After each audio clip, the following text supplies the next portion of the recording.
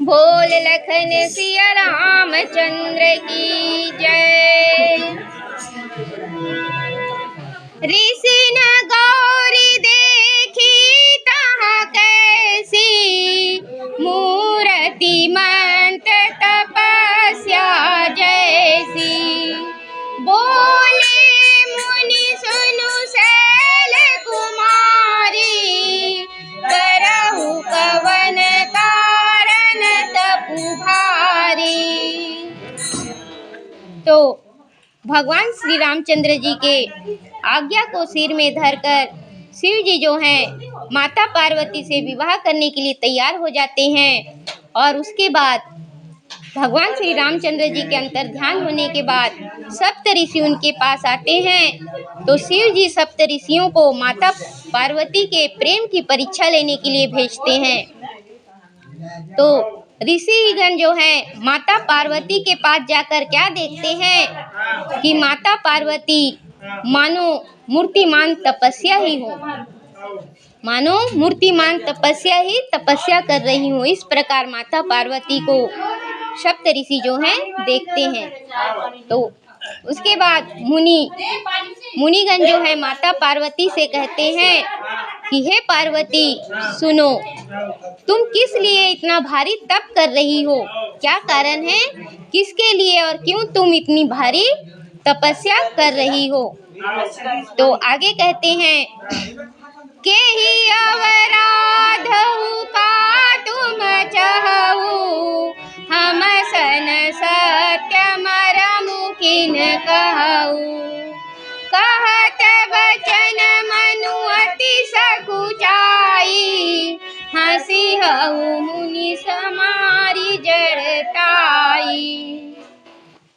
तो ऋषिगण कहते हैं माता पार्वती से कि तुम क्यों इतनी तपस्या कर रही हो, किसके लिए इतनी तपस्या कर रही हो, तुम किसकी आराधना कर रही हो और क्या चाहती हो, कौन सी चाहत लेकर तुम इतनी कठोर तपस्या कर रही हो।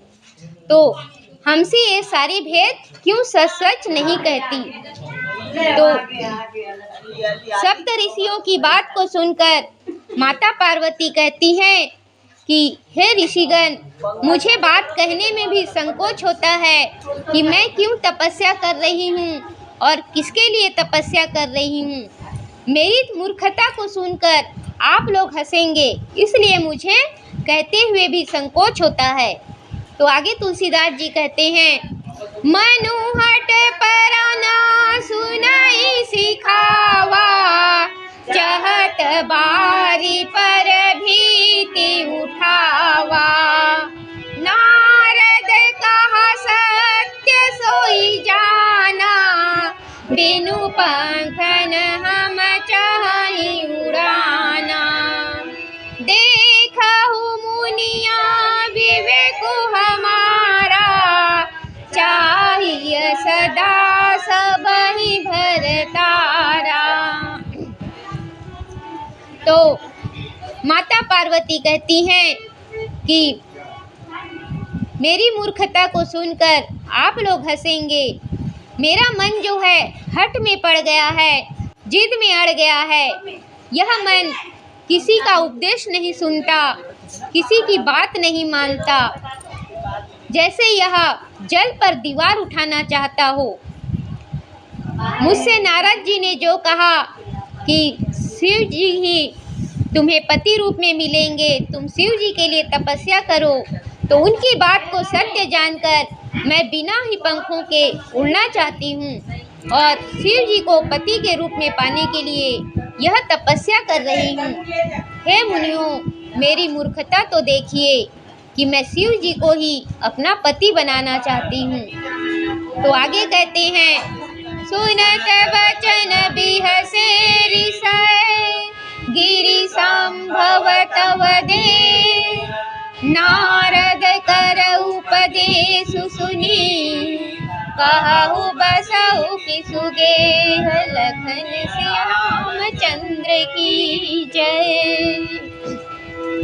तो माता पार्वती के इस प्रकार के वचन को सुनकर कि वे शिव जी को अपने पति के रूप में पाना चाहती है और उनको ही पति के रूप में पाने के लिए इतना कठोर तपस्या कर रही हैं, तो माता पार्वती जी के इस प्रकार के वचन को सुनकर ऋषिगण उनसे बोलते हैं कि हे पार्वती, तुम ऐसा क्यों नहीं करोगी? ऐसी मूर्खता तुम नारद जी की बात को सुनकर क्यों नहीं करोगी? आखिर तुम्हारा देह पर्वत से ही तो उत्पन्न हुआ है। तो जो पर्वत स्वभाव से ही जड़ होता है, तो उस जड़ स्वभाव वाले के जो पर्वत हैं उनसे ही तुम्हारा यह शरीर बना है, तो तुम तो यह मूर्खता करोगी ही। नारद जी की बात को सुनकर शिव जी के लिए तपस्या करोगी ही। नारद जी का उपदेश सुनकर कहो, किसका घर बसा है? कौन अपना घर बसा सका है? किसका भला हुआ है इस संसार में? नारद जी की बात को सुनकर खुद तो बैरागी हैं, दूसरे का भी घर उजाड़ देते हैं, तो उनकी बात को नहीं सुनना चाहिए। तो इस प्रकार से जो है सप्तऋषि माता पार्वती से कहते हैं। तो आगे की कथा आगे। बोल लखन सिया रामचंद्र की जय।